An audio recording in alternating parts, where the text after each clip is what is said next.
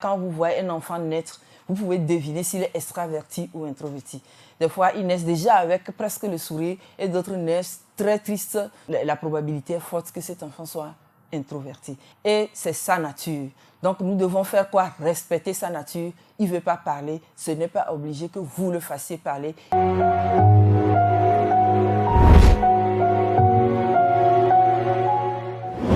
Les amis, nous sommes encore dans les tempéraments, toujours les tempéraments, parce que nous avons besoin de nous connaître, de prévenir nos réactions, prévenir les réactions de ceux qui sont autour de nous. Je crois que nous avons besoin de connaître notre tempérament. Je vous l'avais dit, c'est inné, c'est Dieu qui l'a donné. On est avec les tempéraments. Même d'ailleurs, quand vous voyez un enfant naître, vous pouvez deviner s'il est extraverti ou introverti. Des fois, ils naissent déjà avec presque le sourire et d'autres naissent très tristes. Cela prouve que cet enfant-là sera, la probabilité est forte que cet enfant soit introverti. Parlant d'introverti, je voudrais vous présenter le mélancolique. Le mélancolique, c'est celui-là qui est calme. Avant de continuer, je voudrais vous dire que nous avons beaucoup de vidéos sur nos pages, Chaneben, que ce soit YouTube, Instagram, Twitter, etc. Vous pouvez nous retrouver et voir les autres vidéos. Donc aujourd'hui, nous allons parler de mélancolique, notre ami très calme, notre ami qui n'aime pas parler, notre ami qui ne veut pas parler, notre ami qui ne veut pas rester devant le public. C'est lui et c'est sa nature. Donc nous devons faire quoi? Respecter sa nature. Il ne veut pas parler. Ce n'est pas obligé que vous le fassiez parler. Il ne veut pas rester devant les gens. Il ne veut pas aller à la télé. Ne le forcez pas. Parlons maintenant de notre ami mélancolique, l'introverti par excellence. Celui-là qui ne veut pas de problème, qui est calme, qui ne veut pas parler.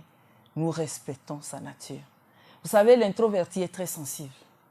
Vous le voyez calme comme ça, mais il est très sensible.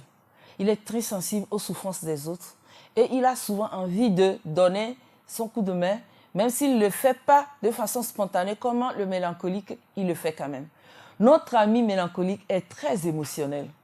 Quand vous avez une femme, un mari mélancolique, sachez que c'est de l'émotion qui est au rendez-vous, c'est-à-dire qu'il aime qu'on l'aime et puis il aime. Vous épousez un mélancolique, vous avez un ami mélancolique, c'est qu'il ne vous abandonnera jamais. Quel que soit, vous devenez pauvre, vous êtes riche, vous êtes malade, il sera toujours là. Toujours fidèle. La fidélité, c'est sa marque. Et le mélancolique, c'est quelqu'un qui est très organisé. Vous allez dans une maison, dans la maison d'un mélancolique. Non, le salon, nickel. Le lit, bien mis. Vous allez à la cuisine, waouh. Il n'aime pas la saleté. C'est pourquoi des fois, il est un peu exigeant autour de lui. Et vous le voyez, hey, prends l'assiette là par terre. Non, je ne veux pas. Pourquoi tu as mis tes chaussures ici? Pourquoi tu n'as pas mis tes chaussures? Mais pourquoi tu as laissé les habits par terre? Il est allergique au désordre, contrairement au sanguin. Très allergique au désordre, de telle sorte que des fois, ça devient une maladie. Toujours en train d'arranger, toujours en train de balayer. Vous lui dites, reposez-vous, madame. Prenez votre sieste. Elle ne peut pas parce qu'elle doit tout arranger.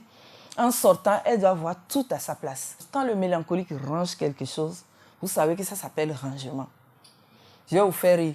Quand vous allez dans la chambre d'un sanguin qui a travaillé sur le désordre, vous allez voir son armoire fermée. Vous allez voir, parce qu'il a travaillé quand même sur le désordre pour être ordonné. Et vous allez vous dire, waouh, monsieur ou madame est organisé.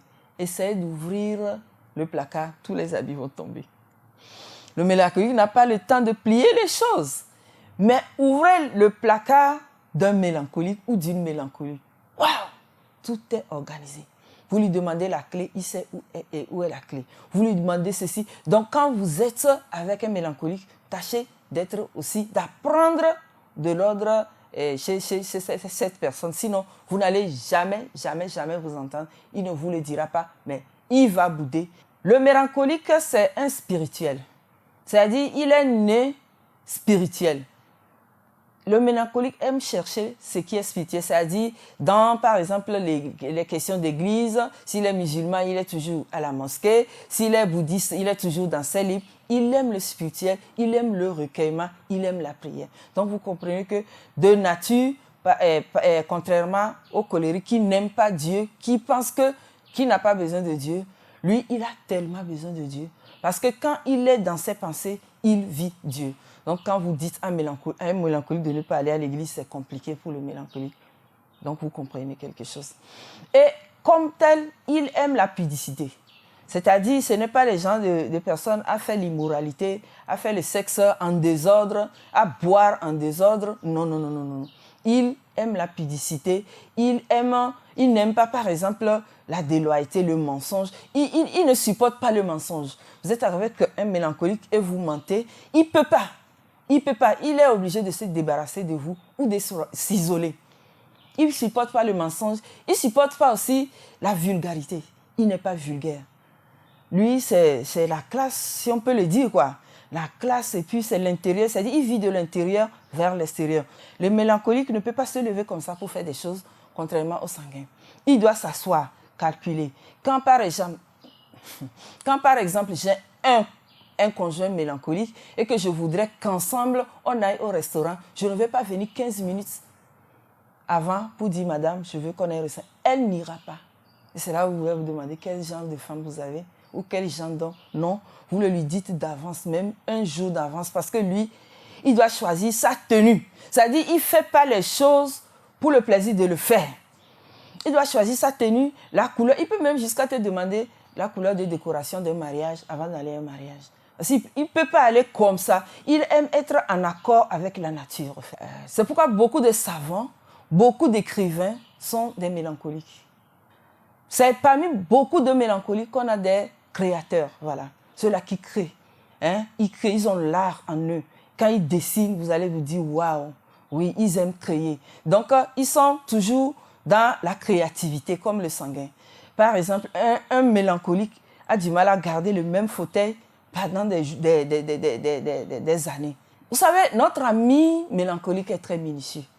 Quand vous parlez de minutie, ceux qui écrivent, vous voyez, il y a des gens, quand ils écrivent, vous avez envie de lécher. C'est eux. Ils prennent le temps, ils ne sont pas pressés de bien écrire, très minutieux. Et tout ce qu'ils vont faire, ils le font bien. Même s'il faut manger, ils le mangent bien. Hein, ils ne mangent pas n'importe quoi. Vous allez voir le mélancolique qui vous dira qu'il faut manger la carotte. C'est des gens qui sont dans ces histoires. Et on ne mange pas ça. Ça donne beaucoup de calories. Ça fait ceci. Ils prennent soin d'eux-mêmes. Donc, ce n'est pas de l'exagération, mais c'est leur nature. Et c'est des gens qui aiment faire de l'économie. Ils n'aiment pas gaspiller les choses. Quand le ventilateur est gâté, il faut d'abord aller chez le réparateur. Avant, donc quand vous avez un mari, le ventilateur se gâte et puis vous dit, chérie, est-ce qu'on peut remplacer le ventilateur? Et qu'il vous dit, va chez le réparateur, ce n'est pas qu'il est avare. On les confond des fois à des avares, mais ils ne sont pas avares. C'est des gens qui n'aiment pas le gaspillage, c'est ça. Vous êtes avec le colérique, il faut éteindre la lumière. Il faut faire ceci, il faut faire ça. Donc, il faut tout pour qu'il n'y ait pas gaspillage. Le mélancolique est très authentique. Il n'est pas dans le suivi. Il ne suit pas ce que les gens font forcément.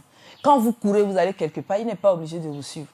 Vous êtes peut-être dans une association, vous avez envie un jour de porter la même chose, mais vous allez voir venir avec une autre tenue, vous disant peut-être que c'est le tailleur qui n'a pas cousu. Or, c'est lui qui n'a pas envie d'être comme tout le monde. Il n'aime pas être comme tout le monde. Quand tout le monde fait la même chose, il a envie de faire le contraire. Parce que sa nature ne lui permet pas de faire comme les autres. Il trouve les autres trop peut-être déloyaux, trop, je ne sais pas, non spirituels. Pour lui, il est unique en son genre. C'est pourquoi il s'isole. Voilà. Il est unique en son genre. Donc, vous ne le forcez pas. Il n'a qu'à porter ce qu'il veut et vous faites ce que vous voulez. Voilà. Vous êtes avec le mélancolique au service. Vous allez constater peut-être que vous allez manger ensemble et il dit, allez revenir. Parce que quoi? Il doit se ressourcer. C'est dans l'isolement qu'il se ressource. C'est dans l'isolement qu'il arrive à avoir ça, son énergie. Donc, de temps en temps, que votre femme s'isole, que vous lui dites d'aller quelque part, qu'elle refuse, que peut-être avec elle, vous lui dites de sortir pour saluer les étrangers, qui ne le fait pas, ce n'est pas encore grave. Ce qui est sûr, c'est qu'il a sa nature. Vous avez un conjoint, un ami très propre, un ami fidèle qui ne vous trahira jamais. Vous avez un secret, parlez avec un mélancolique, il ne le dira jamais. Voilà, c'est l'ami qu'on a et qui est irremplaçable. Voilà. Donc, c'est comme ça que vous pouvez vous voir si vous êtes mélancolique. Vous avez beaucoup de qualités. Vous êtes très intelligent, vous aimez faire les productions. Quand vous êtes dans une société, dans un séminaire, et vous cherchez un rapporteur, quelqu'un qui va consigner, faites appel aux mélancoliques. Vous n'allez pas regretter. Vous avez votre... Donc, quand vous êtes quelque part et qu'on sollicite le sanguin, on ne vous sollicite pas, ce n'est pas grave. On aura besoin de vous quand il s'agira de faire des créations ou de faire des productions. Vous avez aussi votre part. Et s'il vous plaît, le mélancolique n'est pas celui-là qui est triste, qui est malheureux. Non, il n'est pas malheureux. C'est sa nature. Il préfère ne pas se créer des problèmes et être seul. On le comprend comme ça. Donc, si vous voulez mieux vous découvrir, vous avez le livre « Mieux se connaître nos tempéraments » qui est disponible et vous pouvez le lire et savoir mieux sur votre conjoint, sur vous-même qui est mélancolique ou votre enfant mélancolique. Merci beaucoup.